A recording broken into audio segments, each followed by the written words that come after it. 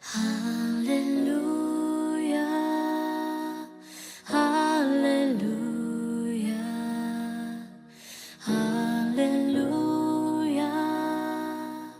hallelujah.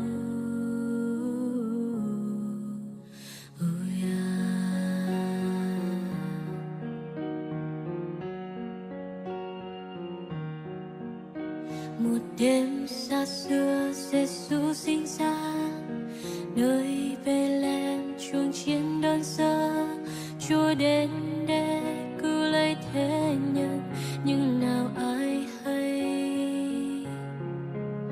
Ngàn sao trên cao cùng muôn thiên sứ, người khen vinh quang danh Ngài trên khắp đất. Mừng vua Giêsu đã đến cứu vớt thế gian. Hallelujah, hallelujah, hallelujah,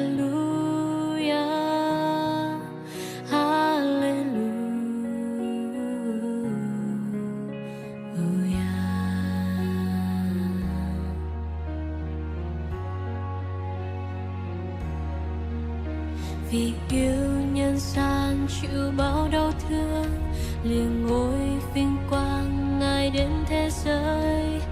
Huyết Chúa đã phải đổ ra đền tội cho ai.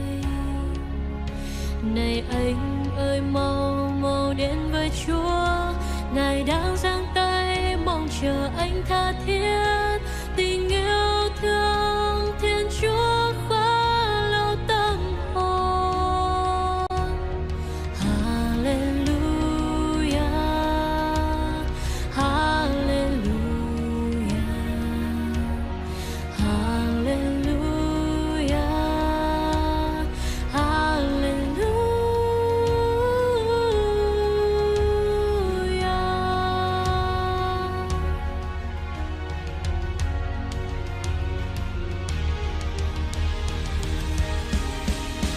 Một đêm xa xưa, Giêsu